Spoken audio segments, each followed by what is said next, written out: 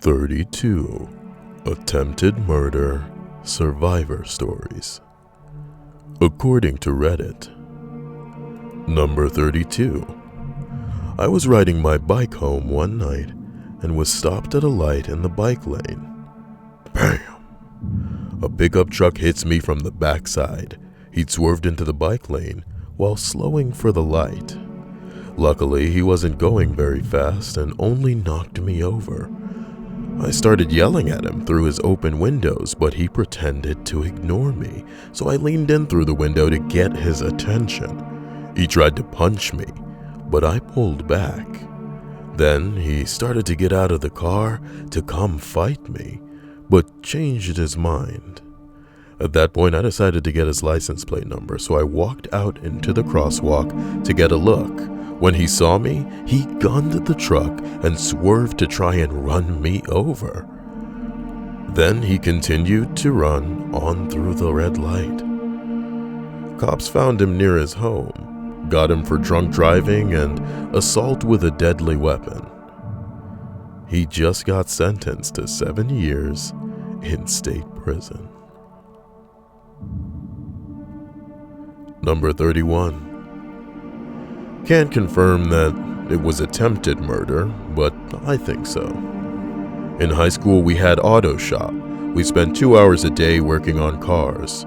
One guy came in after buying a car off his friend and said that the brakes weren't working well. So we start bleeding the brakes.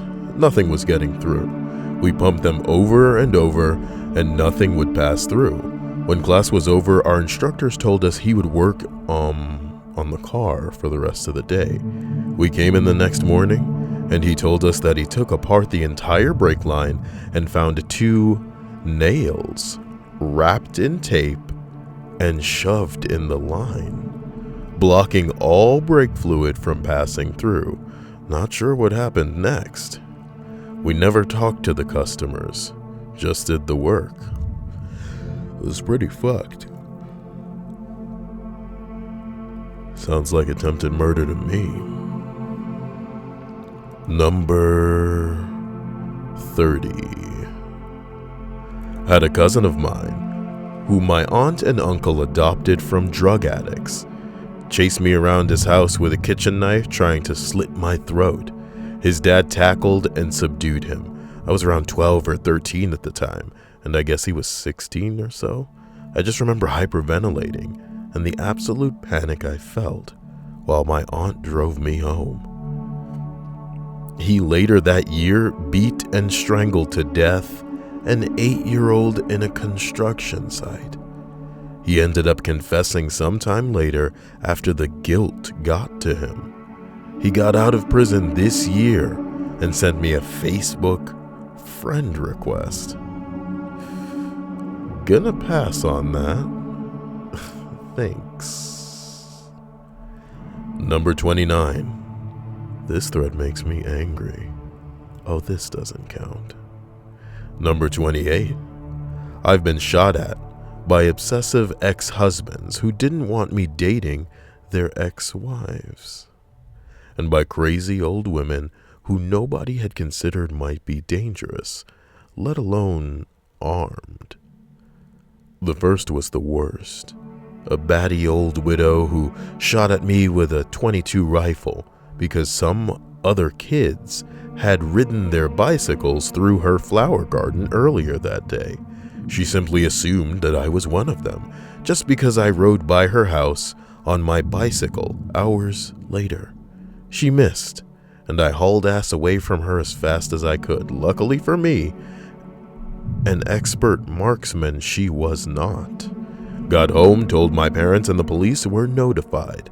The old widow was not mentally stable, obviously, and none of her relatives had so much as thought about her former husband's rifle that he had kept where she could easily access it. She was sent to a facility where she couldn't do anything like that again.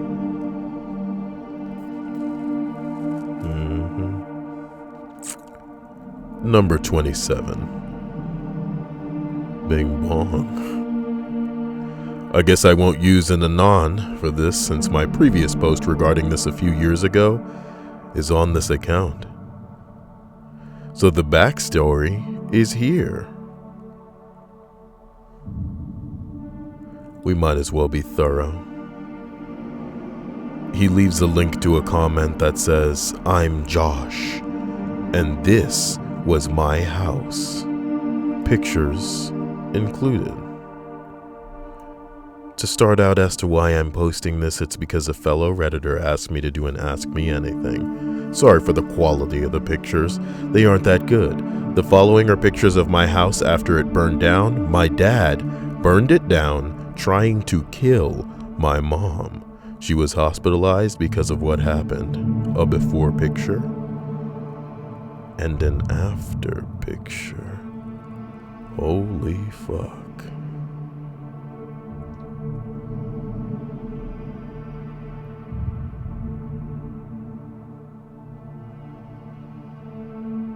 It has been 5 months now since this occurred. Insurance hasn't paid up yet. My mom is out of the hospital, but depressed and stressed due to the process of divorce.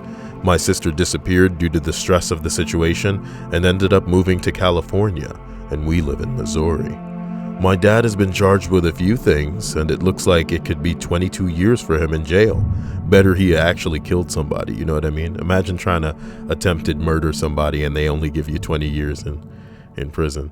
He'd be out before the next Star Wars movie would have come out if the original trilogy had happened. Like, what the hell?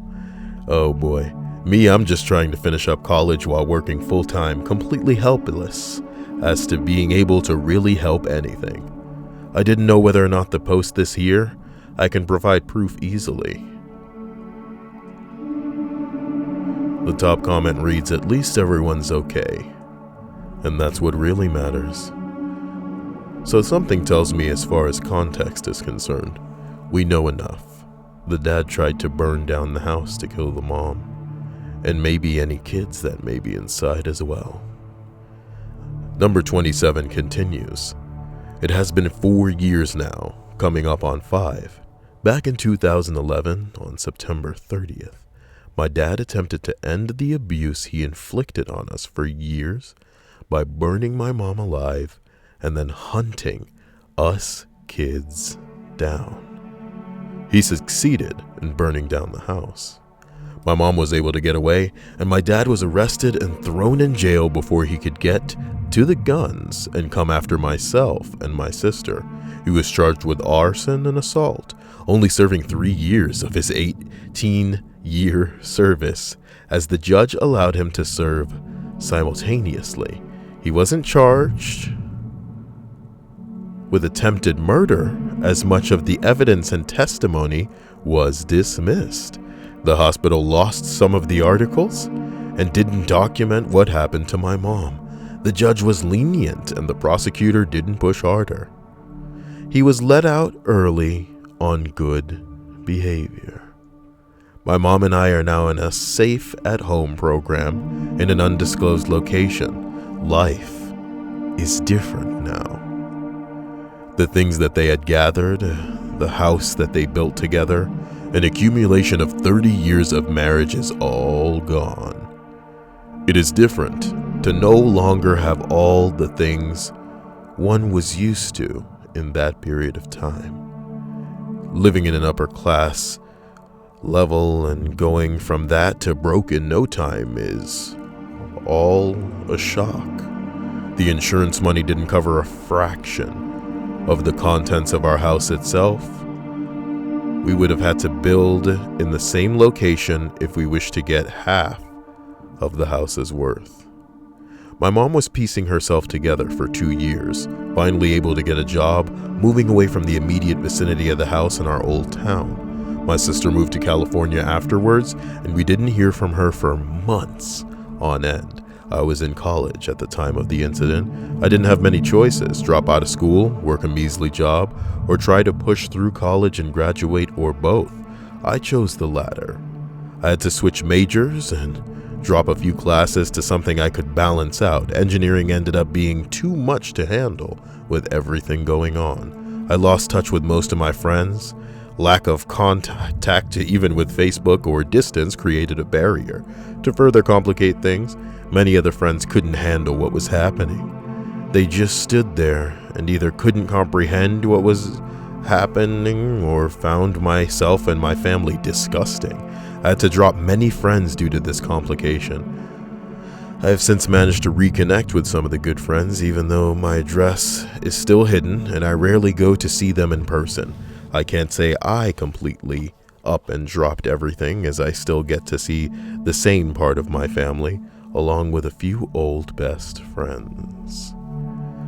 I have since graduated and have a decent job, a girlfriend, a place to live, getting back to what many would consider a normal life. My mom is doing better. My sister is getting to do her dream job. The thought of it is still in the back of my head. The whole family could have been killed due to my crazed father. Everyone is still alive, and for that I am thankful. Not that you're asking for my 2 cents, but welcome to my channel. You're gonna get it. A lot of us don't need crazy shit going on in our house or our lives for a barrier to end up formed between us and acquaintances that consider themselves friends. So that's pretty funny. A lot of us are not the Facebooking type social hoop jumping, society acceptable acting motherfucker that is definitely trying to write the book on being basic and fitting the mold that has been made for other people. So yeah, getting along with people isn't exactly what most of us are about, especially most people listening to this right now. I hope you don't end up feeling alone. Know that there are other people out there just like you who hate most people because most people are basic and they don't even know it, you know? It's not their fault. What can they do but emulate what they're around, you know? My heart goes out to this guy because it seems like a lot of people around him were judgmental. And we can't be judgmental, as crazy as it sounds, even of the father. If we should be judgmental of anything following this story, it's the way that the legal system handled this. Take it from me, man. I know better. I know that the law is only really out to help those who have the money to put into the system. So the idea that this guy, like, clearly, deliberately intended to, premeditated, burnt this house down with the intent to kill this lady, then get his guns and kill these kids. The fact that he only got away with a couple of years in jail is fucking crazy, because there are people who are in jail for life right now for carrying around a small amount of, like, a handful of weed, and that's the country that you live in. So if you're not an American, you're listening to this, be proud. The reason that I'm leaning on the side of not being too judgmental of the father is because, you know, everybody is capable of crazy stuff. And hopefully you never find yourself in a situation where you're brought to the point of where you're capable of that. Yeah, he was probably mentally unstable, but maybe she cheated on him, you know? Everything's not as black and white as you want it to be. And that's the true horror of this story. Not that him burning down a house is okay, but, you know, if he found this bitch in bed with another nigga, you know what I mean? Maybe he found a bitch in bed with another nigga in this house, you know? 30 years don't mean shit if she gonna throw it away in the house that they built together, the house that love built. Life is scary, guys, and I hope that you don't have to, I don't know, get fucked by it. But friends aren't everything, and neither is a loved one. You gotta learn to love yourself and like yourself, and everything else will fall into place from there. I apologize. 26 seems to have been removed. Interesting. Number 25. Not really sure if it's attempted murder, but a motherfucker in the Bahamas mugged me and then tried to stab me after I handed over my wallet and phone. I swatted at his hand with the goodie bag I had from the party and fucking booked it while he tried to pull the knife out. I assumed it must have gotten stuck on the shit inside. Anyways, in my terror, I leapt down a block of stairs. I really didn't think I'd clear. Second later, I was skidding shoes on concrete, a swear, and a crack. I look over my shoulder, and the fucker sprawled on the ground, probably unconscious. I give this cackling laugh and keep the fucker running until I get somewhere, and keep fucking running until I get somewhere that's got a phone and call the police. They show up like a half hour later and go find the guy who's still unconscious with a little pool of blood around his head, and basically just piss themselves laughing at the guy's incompetence. I kinda joined in, but holy shit, that could have been me. With extra knife in my back. I got my wallet and phone back eventually, with the cash missing. Fucking Bahamas. My God, imagine somebody seeing a dead guy or unconscious guy in a pool of blood and they're like, oh shit, someone's fallen. Better check that wallet, which he just stole from somebody. Jesus Christ. Be safe, man. You guys gotta be safe. Outside world scary as hell. Number 24. When I was 17, I took my high school girlfriend to a winter dance. Before though, we went out to dinner in the city, Dayton, Ohio. There was a nice Thai place we were going to, but I hadn't really learned my way around, and this was before pocket GPS. I ended up parking outside of this nice district a bit too far because of the traffic and no parking spots being open. We figured walking would just be faster. It was snowing. We were enjoying a conversation, but I noticed a man alter his trajectory slightly toward us. Background: I've done Bujinkan Taijutsu since I was 14. I had learned situational awareness and taken self-defense/rape prevention courses. I'm tall, but really skinny. I saw him coming, but let myself not be 100% ready. As we go to pass, sure enough, the knife comes out. Buck knife. Doesn't ask for money. He tells us to shut up and say nothing. He looks at my date and gives a look that tells me this is not about money. I had to decide. Do I wait another 5 seconds to see what he does? Or do I be stupid and rush him? So I decided. I rushed diagonally at him, and even with my hands up, he got the blade into my guard and sliced the outside of my orbital socket. Orbital socket. The date ran the opposite direction, screaming for help. I take the chance, rush into his off swing, and he hits my ribs with the butt of the handle. I can't breathe or see in my right eye. Jesus. But I have this neck. I have his neck with my thumb on the trachea, and my right hand is barely holding his arm to me, so he can't get the knife loose. I apply as much raw force to his neck as my adrenaline-fueled body can manage, and I hear a small pop. And he fell away fast. I hadn't crushed it, but he was definitely feeling it. I took this time to fall back, but was so winded, I could only manage 50 feet. I'm bleeding like a faucet from my right eye, and I was certain the eye was slashed. I slink away, and he didn't follow.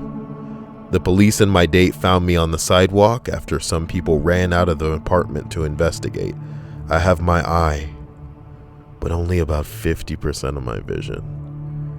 It looks only slightly like Fogarty from A History of Violence. Also, a long scar from my eyebrow to my cheek. For about a week after, my parents and her were grateful and just so thrilled that I put myself into that to protect her. A week later, she cheated on me with a guy from the basketball team. And I was just garbage to be dumped. The moral of the story? Nothing is ever good enough for some people.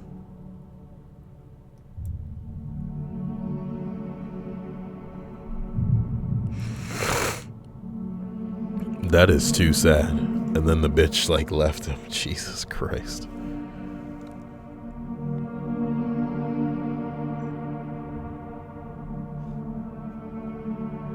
You know me, man, I just stay indoors. Fuck.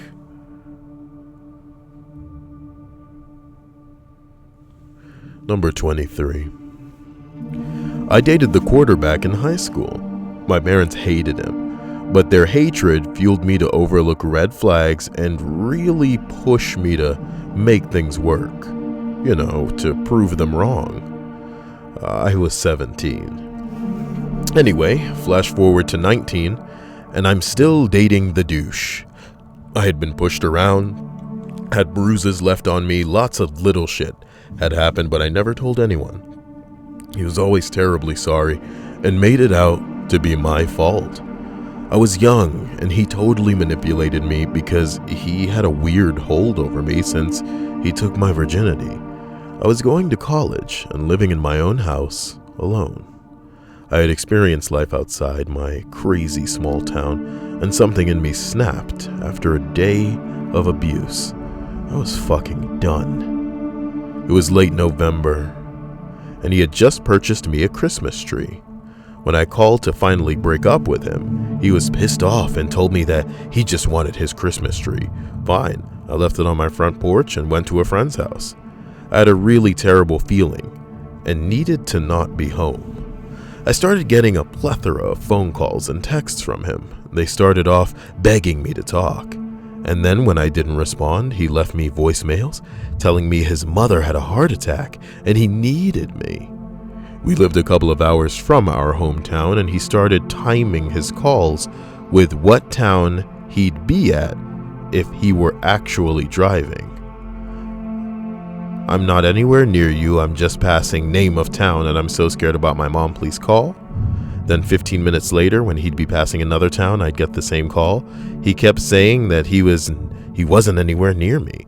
I ended up turning off my phone and staying at my friend's house until 3 a.m. When I got home, I was careful to drive around and make sure his car wasn't around. I ran inside and got a call on my landline. Where have you been? It was the absolute coldest I've ever heard his voice. I told him not to call me and hung up. 2 seconds later, my door flung open and I was thrown against my counter. He was screaming, asking where I had been, who I was with, why I was ignoring him, etc. I started begging him to calm down. I reached for my cell phone and he broke it in half and ripped my landline out of the wall. The rest is basically a blur. He totally trashed my house. At one point I made it outside. Neighbors 2 doors away saw him grab my hair and drag me inside. They did nothing. He grabbed a knife he'd brought and held it against my neck, then told me that's not how he wanted me to go. He grabbed my face and shoved it into my couch, suffocating me. This encounter was nearing 2 hours long at this point, and I couldn't get loose and started losing consciousness. Something happened and he snapped out of it. He let go and did a total 180.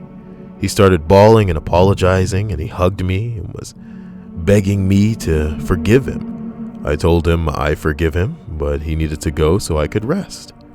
I told him whatever I needed to get him out of my house, and I immediately plugged in my landline to call 911. He started knocking on the door, crying and apologizing. I said I had just called the police and screamed, you fucking bitch, and left. He pled down to false imprisonment and was only given little community service. I had a restraining order for a while, but the second he was up, he called me and asked me to be a team player and help him get the charges expunged. Fuck off. Haven't heard from him since. I'm just proud of this girl.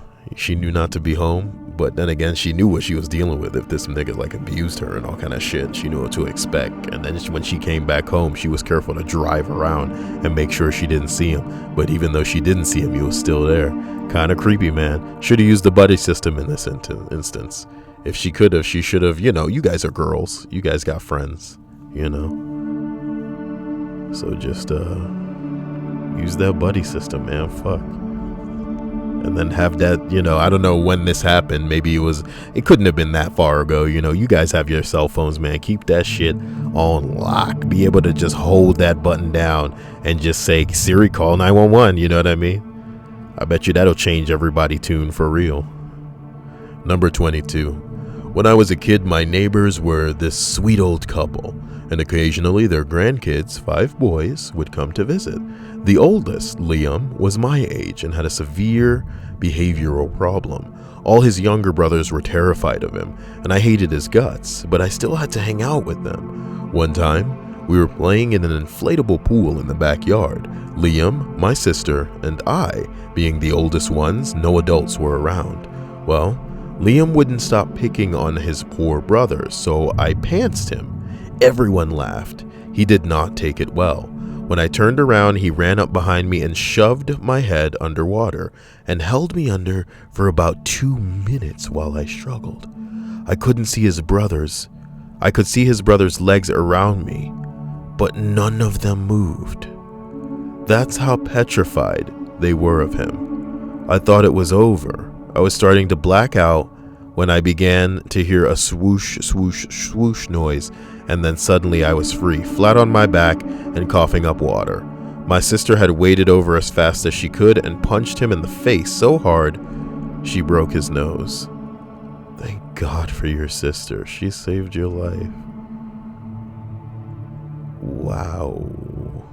Fucking kids. Number 21. I was 19 years old in the late 80s, walking around a small lake by myself. My mom worked just a few streets over, and that our apartment was only a couple of blocks away. I started to notice a guy in a truck following me. If I stopped, he would stop and open his door, acting like he was reading a newspaper. He kept doing it. So I started to walk up another couple. He drove away at that point, so I didn't end up telling them. I decided it was time to go home and started heading back. All of a sudden, after I crossed the street, the same guy was there, and he was driving really fast towards me. I freaked out and changed directions to head to my mom's work instead. He kept chasing after me and got really close.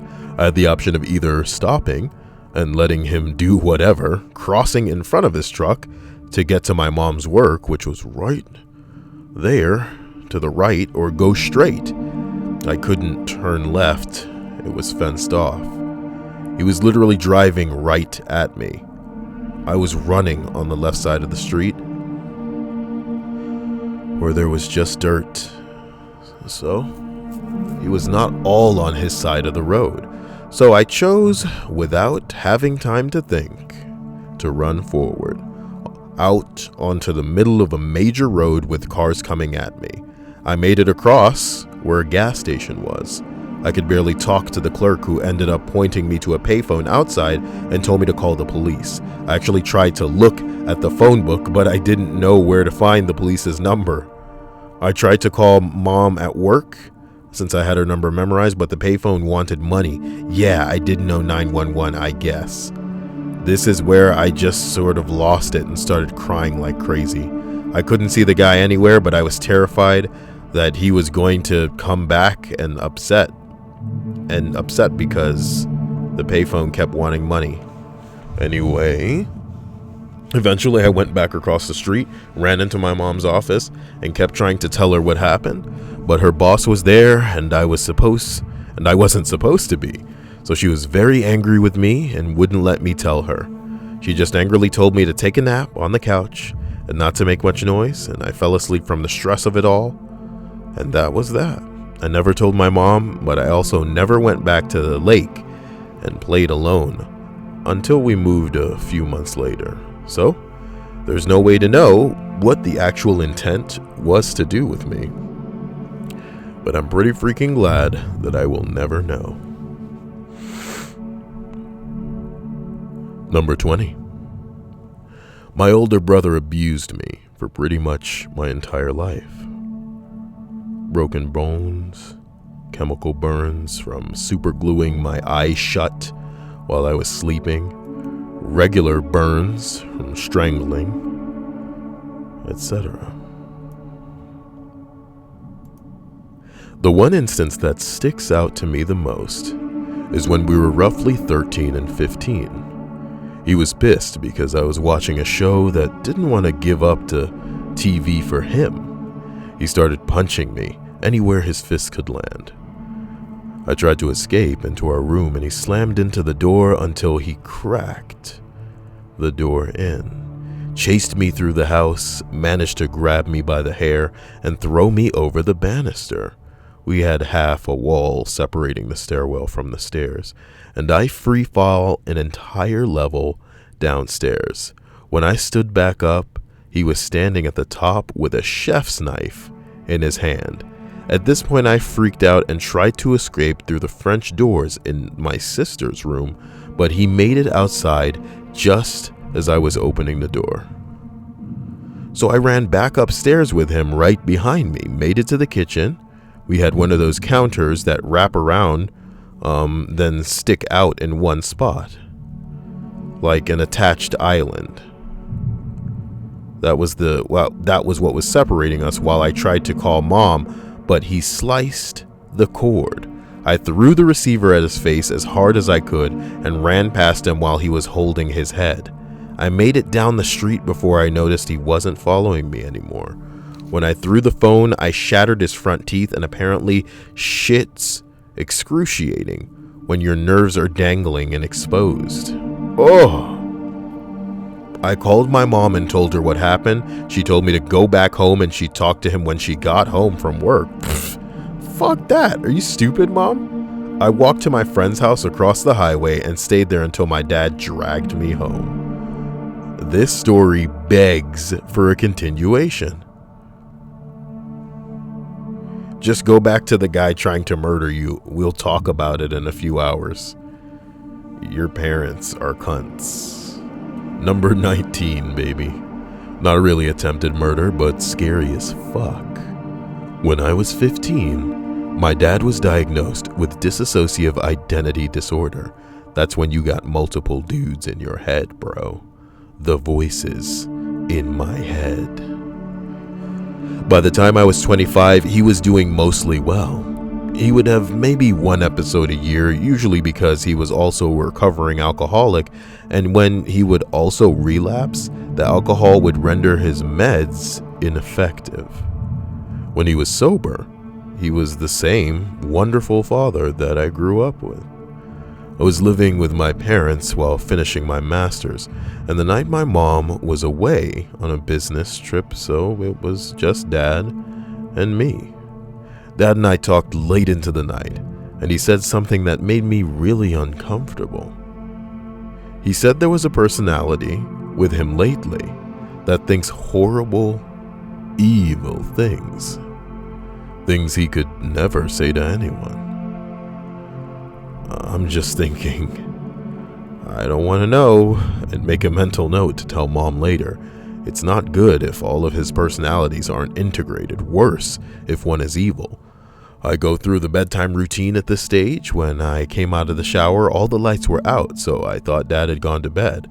I sat down at my desk to shut down my computer when suddenly my desk chair was pushed from right behind and rolled forward really fast, pinning me against the chair and the desk.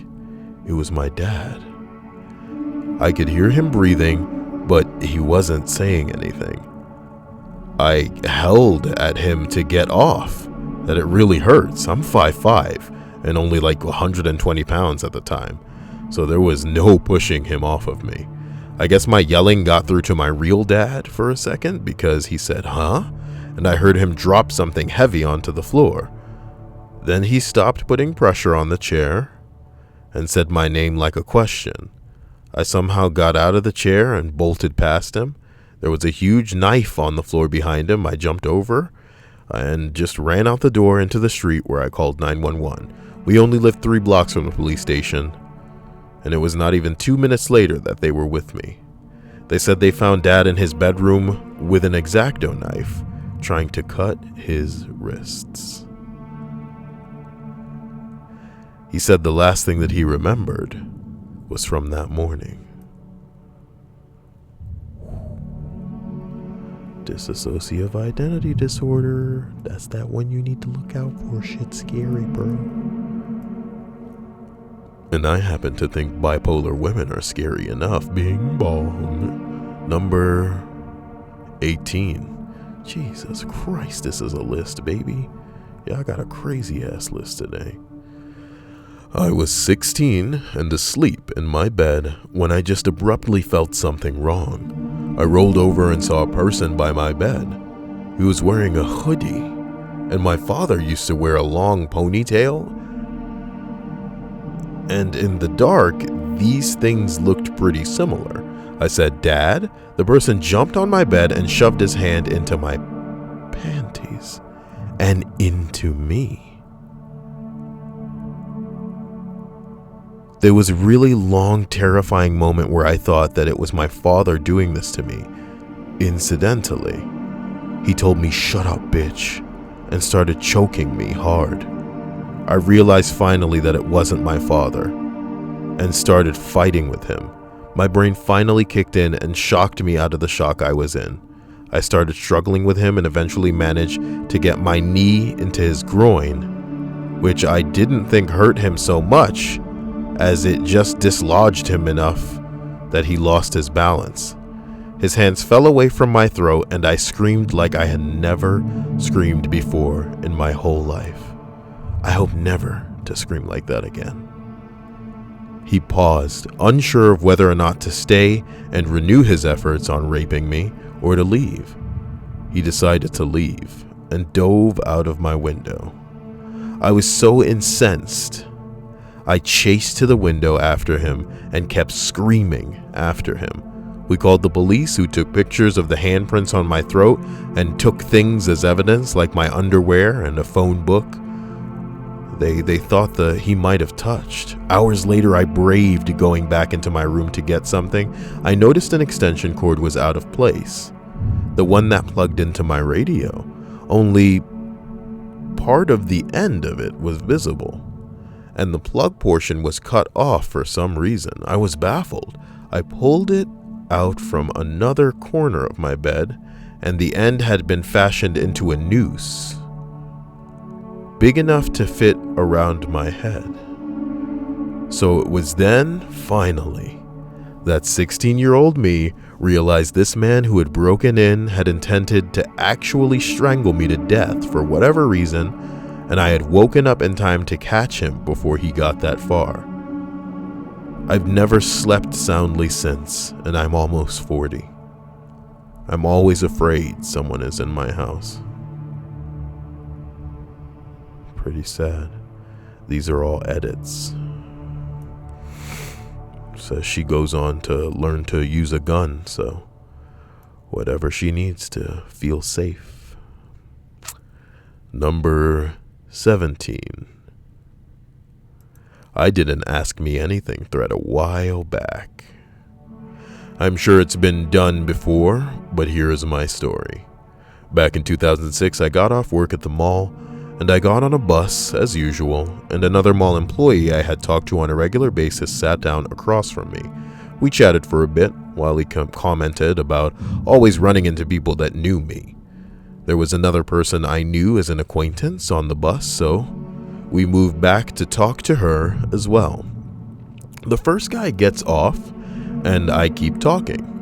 She says that she has to walk to meet her boyfriend before we get off, and I offer to walk with until she meets him, but she declined and we go our separate ways. I go to the store before headed home and grab some beer. Halfway through my first beer, there is a knock at the door, a friend of my roommate. We talk for a bit and he left. Almost done with my beer, another knock.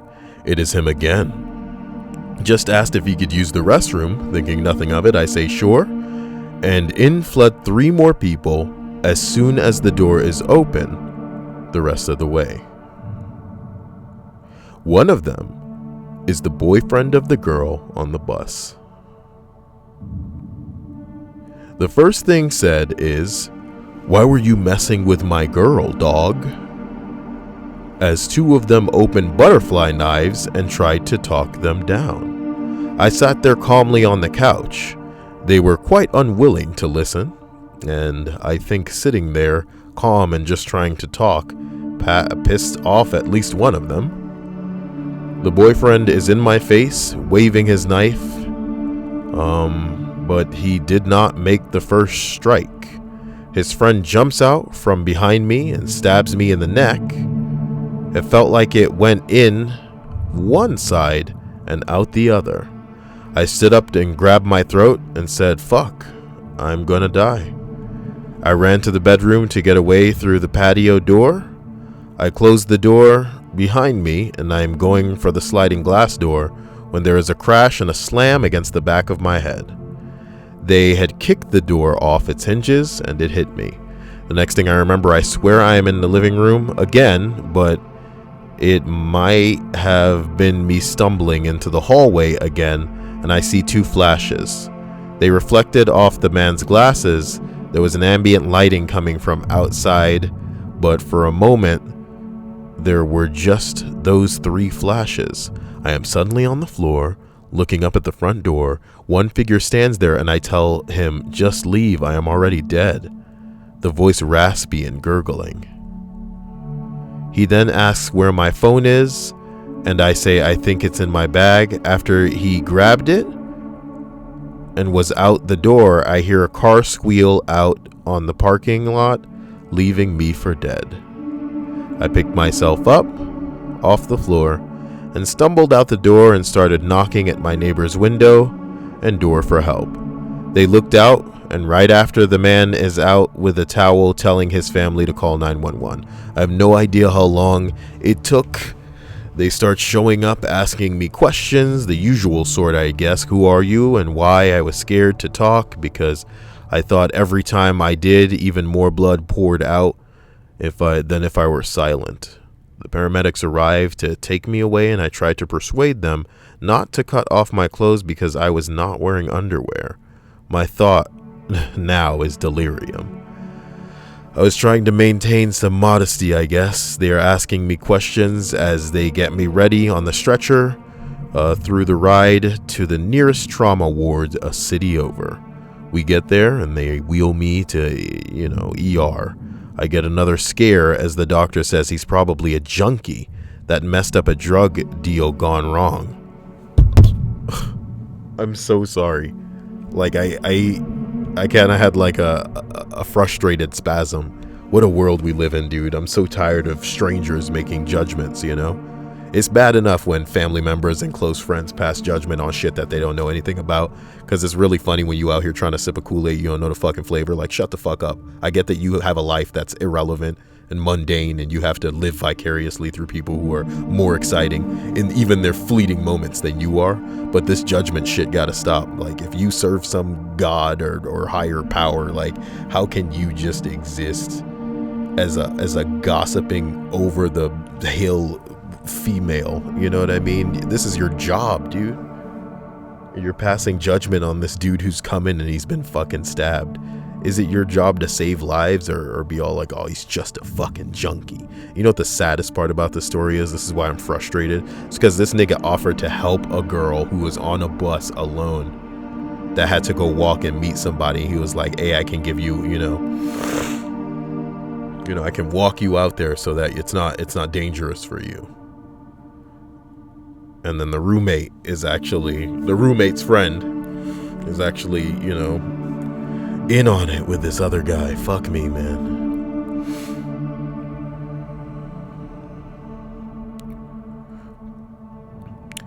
He says, don't let a few unstable people dissuade you from living your life, man. Well, I'm not saying that you guys shouldn't go outdoors, man, but you know what kind of monsters are out there? These people are all around you right now, and they're just waiting for the right opportunity to take what they feel is there for them, because there's so many people around you who, if they knew they could get away with it, there would be nothing to stop them. Fuck morals. Fuck ethics. All that matters is them and the score. Number 16. Driving through rural Oregon with a couple of buddies on spring break. on a stretch of highway with one lane in each direction. We were stuck in a line of cars behind a woman who was driving a little slowly. We hit a stretch where passing was allowed, so I moved over and sped up so I could get around her. She sped up too. I was driving a Civic with 3 big guys in the car, so I couldn't beat her. Okay. I thought be that way. I slowed back down and get back behind her. She slowed down too. She wasn't going to let me back in. The passing lane was coming to an end, and I was starting to get a little nervous. I tried to catch her to indicate that she had to let me in, and realized she was staring at me, smiling. I looked forward and realized the semi was coming straight forward to me. I jerked left onto the shoulder of the oncoming lane and missed the semi by a few feet. The cars behind the psycho had seen the whole thing and let me in between them, and she exited shortly after trying to kill me. I only drive fast cars now, and when I pass people, I try to do it before they notice I'm doing it. Jesus Christ. That's the type of shit you want to be a creepypasta, not an actual account from anybody in an Ask Reddit thread. Fuck me. And the bitch was smiling at you, you say? The hell you say?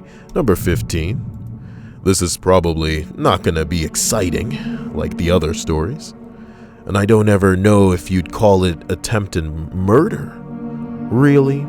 About 10 years ago, when I was 16, my brother at the time was 21, moved back into my parents' home due to various drug-related issues. At the time, that was about the extent of my knowledge of the situation, but I'd later learned that my older brother was acting as a small-time dealer and had gotten into some trouble with the sort of gang by not moving products fast enough. He also happened to have been a user of various drugs, including meth. Again, at the time I knew was just a drug issue. Now, to be fair, when he moved back into my parents' place, he quit using everything with the exception of pot. However, the uses of drugs does in fact mess with your brain, and there are effects that can linger. I guess what I'm getting at is the brother's mental health wasn't exactly an outstanding condition. Okay. On this particular day, my brother came home from working a job and was behaving a bit strange. It's hard to recall all the details, but one thing that comes to mind is his slamming a pot of water into the stove, throwing in some noodles, turning the wrong burner, and walking away. It was almost like he was sleepwalking. But at the same time, I knew he wasn't. Being the passive, timid person I am, I sort of just let him do his thing, correcting the pot/burner issue, and went back to playing on the computer. A few minutes later, I was interrupted when my brother attempted to rip the computer out of the wall, and I presume attempt to smash it. I physically stopped him, and an argument of sorts followed. Apparently the computer was evil and was corrupting me. I, an introverted 16-year-old gamer, did not like the accusation that fell along similar lines I've been hearing for years by certain groups of people. We probably talking about the Christians. Hilarious. It's funny, because this guy, he out there dealing drugs and he got shit to say about you sitting on a computer. Get the fuck out of here. Especially from the brother who was also a gamer and had so drastically changed from the person that I had known and respected just a few years prior. He began throwing many things at me, including chairs, dishes, and proceeded to tackle me while I was occupied with the chair he had most recently thrown. He then attempted to strangle me while muttering something about purging evil. That was the point that I felt he was actually trying to kill me. You know what I'm talking about? This sounds like something that somebody who is strung the fuck out would do. You know what I mean? You tweaking hardcore. You popping some pills. You know what I'm talking about? This isn't just a lingering effect of anything. He just got it. You know what I'm talking about? He just got it. He got to purge that evil. And I decided I needed to physically harm him to make him stop. That's the language that some people speak, baby. So I tossed him off me and gave him several punches as hard as I could in the midsection. He disengaged and ran outside into the woods, out of sight. And he lives there to this day. Some say you can still hear him purging evil from... Shut up, Kyle. I called my father, who came home and found my brother trying to hang himself in the woods. Probably couldn't do it because he was too stupid. You know what I mean? You think it's hard to hang yourself? One YouTube video will show you how to tie a noose. You don't even need rope, baby. You know how many cords we got that are long enough to make this kind of shit happen? You can probably even take an Ethernet cord and then double it. Not that I'm like offering anybody tips on how to hang yourself, but you don't have to buy that rope. Double, triple, depends on what you... Really, it's really about finding something that's sturdy enough to hang yourself off of, so you probably find a tree. But again, man, you guys are committing suicide. You got to think about it. Think about the cleanup and who's going to have to do this. Yeah, I don't know, man. I'm not saying you should go drown yourself somewhere, you know, but be considerate, guys. You know, you hear about that police officer and he goes onto the highway and he throws himself under like a moving truck. Why you got to ruin somebody's day like that, you know? So this guy's just driving his truck. He doesn't want to have to live with having rolled over somebody. Maybe he browses, you know, watch people die and it'll be funny to him and he'll just be like, you'll never guess what jumped in the way of my bus the other day. But you don't know that. You're ruining people's days. What if the truck crashes, you know, and now other people got to die because you just don't want to live anymore? It's inconsiderate, man. But a tweaker wouldn't be thinking about this story that I'm telling right now. So as we continue, this guy was trying to hang himself, but was barely coherent or conscious. He was taken to the emergency room, you know, to waste some people's money that they pay for. Turns out my brother was severely dehydrated, and coupled with his other mental health issues, this caused a psychotic break of sorts. I should end this by saying we're both perfectly fine now and leading happy, productive lives. I'd hope so. Number 14, baby. Posted this a while back on another thread, but it got buried. So here it goes. Is this a story about how he escaped being buried? When I had turned 18, I was out with a couple of friends, and we decided to walk to a local shop to pick up some food before heading back to my friend's house to stay the night and play some Halo. On our way back to my friend's house, we were walking along a road we had walked right it countless amounts of times and were only a couple of minutes from reaching his house. I should note at this point that I had offered to carry my friend's bag with several cans of spray paint in it, as he was complaining of getting a backache. I remember getting a distinct feeling of uneasiness, and one of my friends shouting, "Run!" It was at this point that I looked over my shoulder to see what we were running from. Saw two men and a dog running towards us from behind. Not the greatest idea I've ever had. And I began to run myself. I had only gotten to run for a few paces and felt a blow to the back of my head with something that made a wooden sound when it connected. I kept trying to move as one of the two men continued to hit me with what I can only assume was a small bat or a broken pool cue. Jesus Christ. Sorry, like something's trying to escape my body. I saw the other man run past me after my two friends, who had managed to get a head start. After taking a good few blows to the head and shoulders, I fell on the ground, and after a couple of swift kicks, the guy ran off after the dog that they had with them. I was still conscious at this point and completely pumped with adrenaline. So I jumped to my feet thinking, I'm still conscious. Where the hell are my friends? And ran a few meters up to the road to a gateway at the back of a school and saw my best friend lying face down on the ground.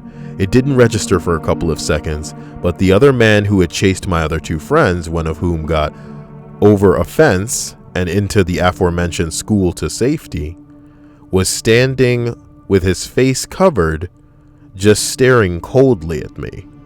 He then moved towards me and hit me hard in the chest with what I thought was a bottle in an attempt to break my ribs.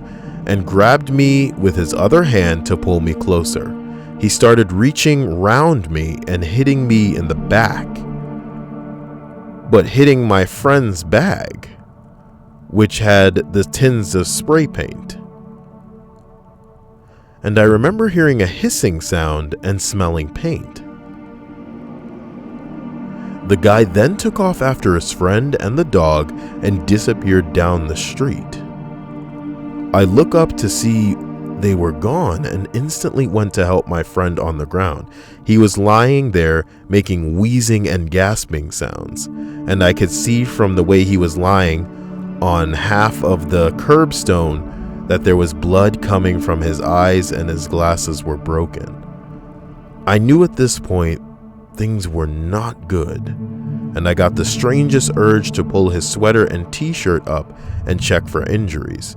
I still don't know to this day what made me do it, and I saw puncture holes in his back.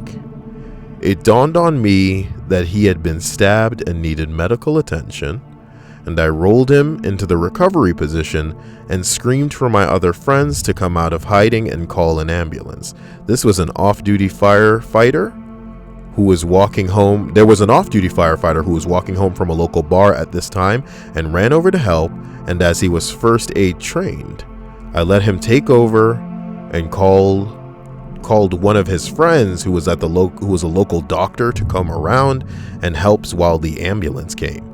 I then threw off my friend's bag, my sweater, and t-shirt into a pile on the ground and saw a puncture hole in my chest, just at the bottom of my ribs, and blood was pouring out. I wrapped the t-shirt around me to soak up the blood as the emergency services arrived. I was bundled into the ambulance as the paramedics took my friend to the hospital, and my friend died in the hospital as one of the knife wounds had severed his aorta and he had bled out inside. I discharged myself the next morning with a few stitches and spent the next 5 years trying to mentally recover from the event. Reflecting back on the events, I realized if I had not taken my friend's bag, then he would have been wearing it when he was attacked and would not have taken multiple stab wounds which killed him. This is one thing that weighed heavily on my mind ever since, and I have lost the best friend I ever had. I'm sorry, this is like shocking me. Holy shit, dude. Random guys chasing people out here just like stabbing people. And the only reason that this guy didn't get stabbed in the back and bleed out and die is because he took his friend's bag full of cans.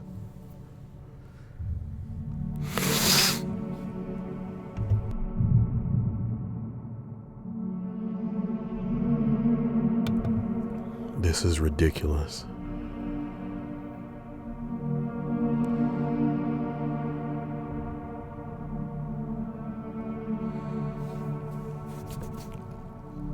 This is ridiculous. That story is fucking chilling. Number 13. I have this mate from the States, an older gentleman. Owns a company that goes around putting change in vending machines or whatever. Anyway, his childhood friend co-owned the company with him. Things were apparently really good, as it would appear. His friend was a jealous, greedy cunt. Wanted to own the company all by his lonesome. The friend calls up my mate, asks him to help fiddling with his car, and my mate is a very kind guy, goes above and beyond to help a brother. Gets over to his house and with his toolkit and a smile on his face. And I can imagine, although the devious little shit rigged the car up so the exhaust would pour into the car and suffocate him, the bloke knocks him out cold, chucks him in the car with it on, and goes to watch telly or something. The old mate wakes up, squirms out of the car, and escapes. His mate eventually gets to check out his dirty deed and sees him disappeared and proceeds to send him a text along the lines of, "You should be asleep in the car." By this time, he's already made it to the police station.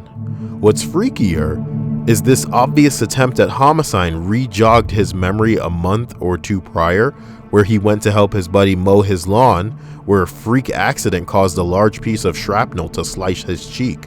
Coincidence?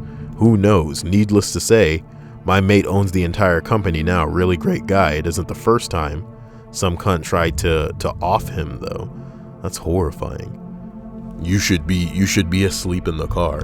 The crazy thing is, I hear that the legal system in the UK is even more ridiculous than it is here. So I'm surprised that they even got the dude. To be honest. Number 12. Man, this list just goes on and on. You guys are just the luckiest bunch of ping pong, monkey tribble, fleece gibbling. Number 12. I lived in this duplex years ago, and one of my co-workers are... What? Read that properly. I lived in this duplex years ago with one of my co-workers. Our place of employment hired this new guy who clearly had some issues, but seemed like he was really trying. The new guy, Sean, had been in and out of rehab and halfway houses for drug charges, but he was living in his brother's garage and picking up as many shifts at work as he could to try and earn enough money to get his own place. Winter came around and Sean was living in this unheated, uninsulated garage. My coworker, roommate, talked about it and decided to invite him to stay on our couch under the condition that he can stay clean and keep saving for a new place. Sean gratefully accepted, moved in, and things went well for several months. But then Sean started slipping, missing shifts at work, disappearing for days on end, all while becoming much more aggressive. Our suspicions were confirmed when one day my roommate walked in on Sean smoking meth on the living room floor. We promptly told Sean to gather his things and move out. A few weeks later, at about 1 a.m., I awoke to someone pounding on the front door.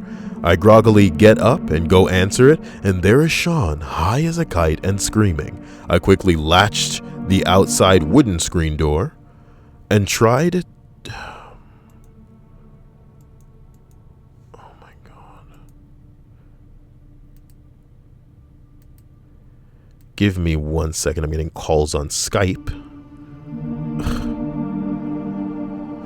I apologize. I quickly latched the outside wooden screen door and tried to talk Sean into leaving before I called the cops. After a few minutes without making any headway, I tell Sean I'm going to call the police and start shutting the inside door. Sean bursts through the wooden screen door like it isn't even there, which knocks me backwards over the arm of the couch. I land on the seating portion of the couch on my back, and Sean is on top of me with both hands around my throat. I swung and it hit him in the head and the face as hard as I could, but he was a big guy and he was so high that it didn't faze him. If anything, it tightened his grip around my throat. I quickly realized that I couldn't get him off me, so I kind of quit struggling and resigned myself to fate. What about your knees? You couldn't knee him in the balls? My vision started to get blurry, and around the edges the sounds started getting muffled. At first I felt sad that I wouldn't get to see my family again, but then I just started to feel at peace as I began slipping away. Finally I closed my eyes for what I thought would be the last time in my life. Suddenly, I was able to draw a huge breath, and the weight of Sean's body was no longer pinning me down. I rolled off the couch gasping for air, and when I gained enough breath, I looked up to see my roommate, I shit you not, beating Sean around the head and face with a frying pan. He had heard the commotion and ran into the living room to see Sean choking me to death, so she grabbed a frying pan off of the drying rack in the kitchen and started to hit him as hard as she could. We were eventually able to push Sean outside, where he sat on a bench on my porch crying until the police arrived. I would be so sexually aroused by a chick that had saved my life, you know. She could probably be like flat-chested, and I'd be like, look girl, you trying to get ate out tonight or something? I'm just kidding. You can't say that on YouTube, Gael. I'm kidding. I can say whatever the fuck I want. Oh my God, number 11, guys. Man, we're not even at the number 10. I've always grown up in a family heavily against doctors and medicine. God, this sounds terrible for you. My dad specifically thought mental illness was a load of crap and was quite abusive towards me. When I was 17, I began experiencing extreme levels of anxiety, which eventually spiraled into breakdowns and episodes of sheer terror. Not long before this, my sister was feeling suicidal. When I tried to tell my parents to get her help, my dad said psychologists are a bunch of bullshit, all depressed people want to die, and that if she wants to kill herself so badly, he'll help her. I was beaten for standing up for her. Anyway, considering the incident, I decided to seek help behind my parents' back. Eventually, my dad found out and lost it. One day he came into my room and he told me to move out, so I told him I would do that. I would, and that the only reason I was staying was for Mom. Then in the most calm, unusual voice, he said, "Do you want to move out now?" And I was baffled by what he meant. And it was only later that I realized he was implying my death. He said, "Do you want to move out right now? Here, I'll help you." He then proceeded to smash my whole room to pieces. He smashed 2 guitars over my head, threw drawers and objects at me with heavy force. Then he grabbed a long stake of wood that he broke off my chest of drawers by repeatedly kicking it. Okay. He held it to my neck and said he was going to kill me. I told him I loved him. He said, "No, you don't. You're the biggest mistake of my fucking life. I'm going to kill you. It all ends now." He tried stabbing me in the neck, only managing a small cut while I was kicking him off in the stomach as forcefully as I could. He then grabbed me by the head and smashed my head against the bed, trying to knock me out and continuing to say he was going to end it all. "End it all, Dad. I'll kick your ass right now, you old piece of shit. I'm the biggest mistake of your life. I'm the best thing that ever happened to you. Fuck you, Dad. You never understood me." Why is Butterslice here? He then grabbed my head and smashed it through against my bed, trying to knock me out, and continues to say he was going to end it all. Jesus Christ. I had my hands around his throat, choking him, at which point my mom came into the room and threw him off of me. He started beating her instead. She managed to get him out of my room, and so I ran out of my window and into my neighbor's backyard crying for help. My neighbors freaked out, thinking I was an intruder. The husband picked me up by my shirt, and his fist closed like he was ready to punch me. I was hospitalized that night with only minor physical injuries. The police saw the scene where he beat me and said it was the worst they'd ever seen a room trashed. In court, the judge looked at my dad and said, "Property damage is not acceptable." He was let off with no charges. And just a warning, they had used the wrong police statement. All of this because I tried to seek help. You know, I don't normally dive into edits, especially on a list that's running on long. But this guy didn't, what the hell happened next? You know what I mean? Edit. There seems to be a misconception about the outcome of the court case. When I was first having my statement taken by police, it was interrupted. They sent a second pair of cops to interview me later on in the hospital, where I was able to tell the full story. In court, there was no mention of physical violence, so I just assumed that they handed the judge the first unfinished statement. Nigga, go on. Some people are questioning why a full-grown man only managed to cause minor injuries. Oh my God. An emergency intervention order was put out, so I am living out of my home now. It was really hard at first, and I started monkey balls. Gave me emotional break I needed and allowed me to start rebuilding my life again. I got into university. He wants to be a paramedic. Happy story for him, nigga. But what about your sister, dude? This was all about her. What about your sister? What about your mom? Your dad started beating your mom, dude? That's cool. You know what I'm talking about? That's cool. Like, I'm not the type of person that agrees with putting hands on a woman, you know what I mean? But some bitches are into that. Do you get what I'm saying? Some bitches are into that. Some bitches like live for that kind of crap. They incite that kind of violence. They smack niggas. Like, look at this shit on the internet right now. Get on the internet, find yourself a video where a lady is just shrieking, hit me, you can hit me right now. I want you to hit me. They're out there. Do you know what I mean? And hey, you know, we can look at like Harley Quinn and the Joker and think to ourselves, man, that's an unhealthy relationship, as we wag our finger, you know what I mean? But if it works for them and they're not hurting other people, even though the Joker does hurt other people, you know what I'm talking about? Good for them. Leave them alone. Let them live their world. You know what I'm talking about? Blah, blah, blah, blah, blah. It's when y'all bringing kids into this kind of shit and you're beating up on the kids, and then you're having the kids see the dad beat up the lady. Like, these kids are growing up with this as their perspective on the fucking world. How can they do anything but emulate? Because when you're at that age, it's essentially monkey see, monkey do, and that's how you test the structural consistency of the world. You taste the world through the eyes of these assholes who are responsible for keeping you alive up and past a certain age. So if you think this kind of crap is normal, then like, what are you doing?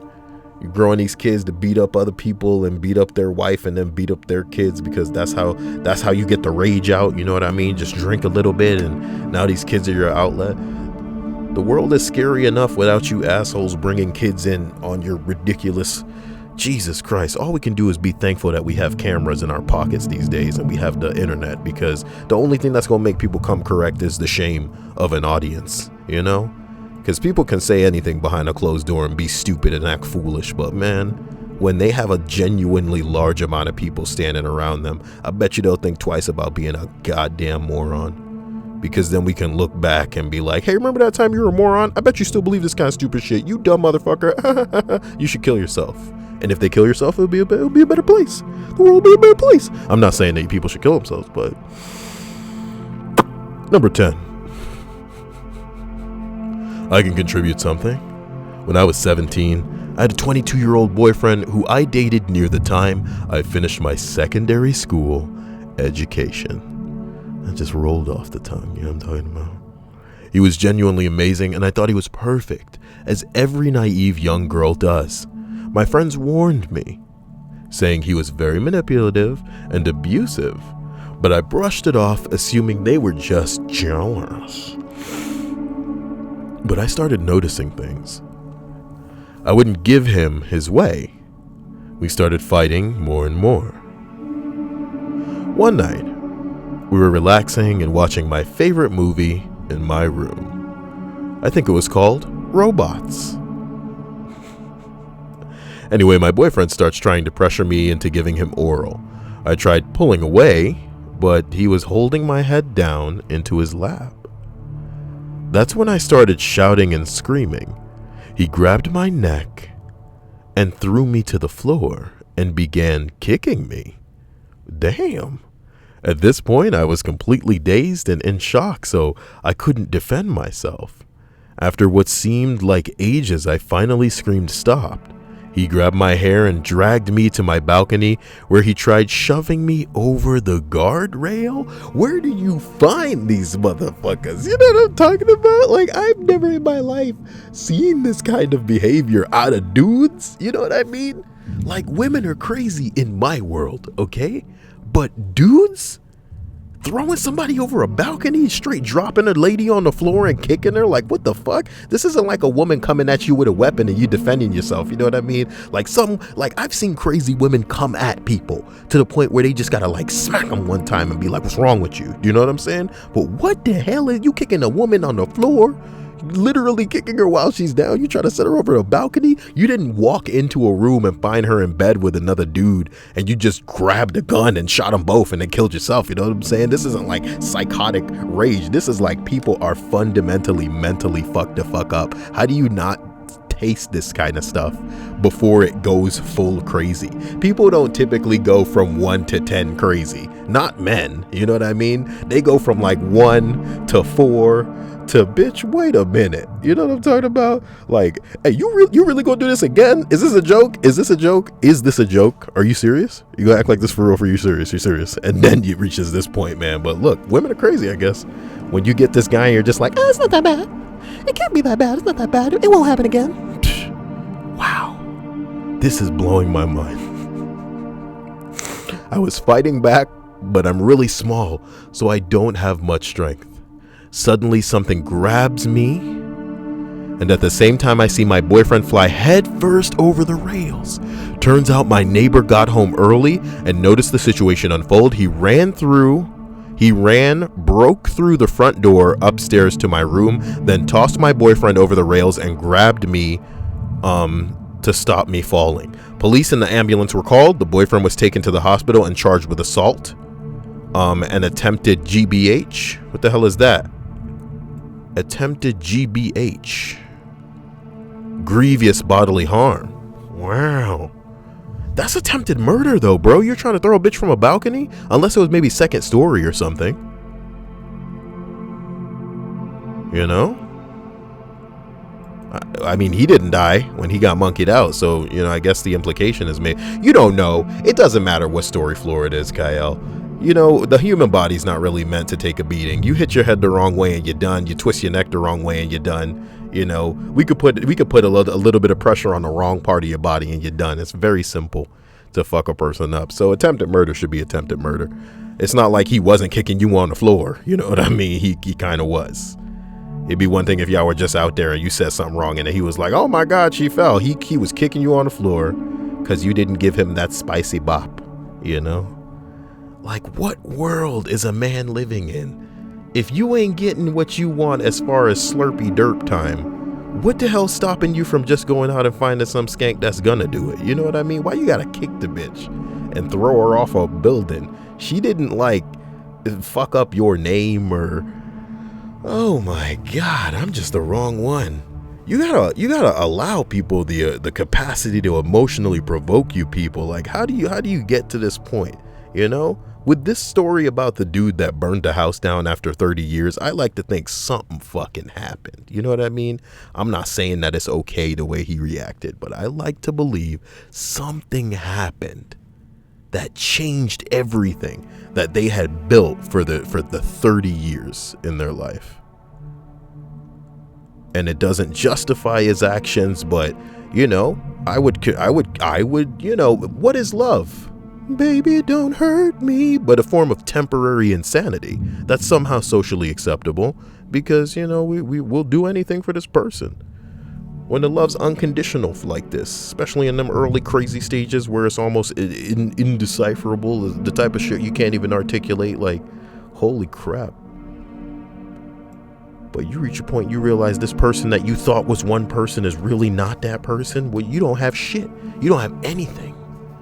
In that moment. Number 9. I was stabbed in the stomach during a bar fight. I passed out from the blood loss. When I came to, I was in the hospital, and the surgeons who patched me up let me know that had I not been stabbed, I could have died from my appendix bursting. Wow. Can you imagine that? Getting stabbed and then going to the hospital and then finding out that something else is crazy with you and that could have killed you? Apparently, without realizing it, my appendix was perforated and not related to the stab wound. What I thought was just cramps was actually a life-threatening time bomb, and thanks to being almost stabbed, I got to live. Now I'm scared that my appendix might be bursting. We should all go to the doctor, huh? I mean, yeah, it's good advice regardless of what the hell we're going over in a list, guys. We should probably go to the doctor.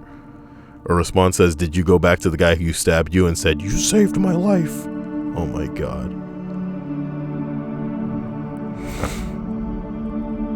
Oh my God, guys. Number 7, because 8's been deleted as well. I totally apologize. Man, why are you deleting so many of these posts? Thank God it seems that men are being pushed towards the top of this list. Is that rude? Is that sexist to say that the long-winded stories are most likely from women? Well, they probably remember it like the back of their hand, whereas men, you know, probably remember the nicest pair of titties that they saw over this time that they almost died. Pretty funny, but pretty true. Number 7, I was stabbed while bouncing. You know, I was working security at a bar. I'm not sure if that counts. I doubt the guy was really trying to kill me, though he very easily could have. It required emergency surgery to close up an artery that the knife stabbed just shy of puncturing my lung. My friend, also bouncing, was stabbed over his heart, but his sternum stopped the blade. That's probably what caused the stabber to slice his own fingers open, which led to finding him and the conviction. He was charged with attempted murder along with a bunch of other things. He was convicted of at least some of the charges and did 6 years. It's not enough, guys. It's not enough. It's so weird in this country, dude. I wish Bernie Sanders got in. I'm not saying that he would have just immediately changed things that as far as the law is concerned, but fuck, man. They catch your ass with a handful of fingertips worth of drugs. You in jail, baby. You in prison, baby. Not for a small amount of time, you know? But if you go out and rape a bitch, if you burn a house down, if you kill a motherfucker, you know? Give it 2 decades, maybe 3 decades, you'll be out. It'll be fine. Some cases you get a new identity, like what the fuck? What's going on in the world? That's the scary part of this list. That's the scary part of this list. In many ways, the drugs that some people take, unless you're dealing those drugs, right? You're fucking up your own life, okay? That's your own life you're fucking up. But they'll put you in jail forever, okay? But if you go out and fuck up somebody else's life, you're trying to rape them, you're trying to kill them. You get behind a vehicle, the wheel of a vehicle, a 2-ton vehicle, that could easily kill somebody, and you're drinking alcohol and they catch your ass and they give you a test and it's clear that you drunk as fuck, way drunker than you should be behind the wheel of this car, and you get slapped with some classes, you know what I mean? You maybe you got probation, you know. It's just like, what the fuck? Why are they so lenient in some areas but not in others? Number 6. Try not to get hit by a car. That's all I gotta say. Cause you died, the other guy will be fly, okay? Wasn't his fault, he was drunk. He needs to be rehabilitated, not punished for his actions, you know? You know, he's gonna get out of that car, see that he ran you over and go, Jesus Christ, I need a drink. And maybe it'll be better. He'll sleep well. He'll have a bad dream about having hit somebody in his car. Number 6, not me, but my cousin. He was waiting for a train in a not very nice area. Young kids about 16 to 17 walk up to him and asked if he can use my cousin's phone quick to call his mom. Cousin says sure and hands over his phone. After about 3 seconds, it was obvious that the kids didn't need to call his mother. He then says, "This is mine now," and starts to walk away. Cousin attacked the kid and started to fight for the phone. Cousin tackles the kid and they're rolling around fighting. My cousin told me that he was remember thinking, holy shit, this kid hits hard. Turns out the kid was stabbing him as they were wrestling. 9 stab wounds to the head, neck, upper body area. Later, my cousin almost bleeds out on the train platform. Someone calls 911. Ambulance comes and saves him. The kids got away with the phone. That sucks. Edit, phone and kids were both found by the police. But what did they get? Did they get a bit of bing bong?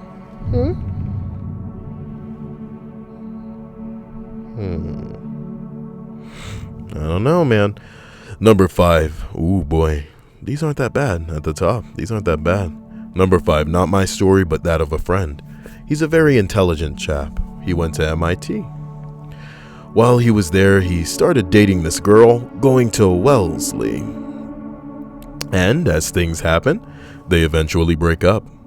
It was a typical ass breakup. Was as typical as breakups can be, but until a couple of nights later, when his ex sneaks into his room, sits on his back while he's sleeping, and stabs him in the back 7 times with a pocket knife, which, as I understand it, was a bit alarming. He starts defending himself, knocks the knife out of her hand. She pulls out another one, Rinse and repeat. At this point, she just leaves. And she was like running low on knives. He is, of course, freaking out, having just been stabbed and all. He calls 911, and while the paramedics are there, working on his back, before taking him to the hospital. Luckily, it was a short blade. The police are asking him what the fuck was going on, where to find this girl, and what she looks like. He says he doesn't know where she is currently, to which she replies, "Here I am." She was in the hallway, still covered in blood, having come back with another knife.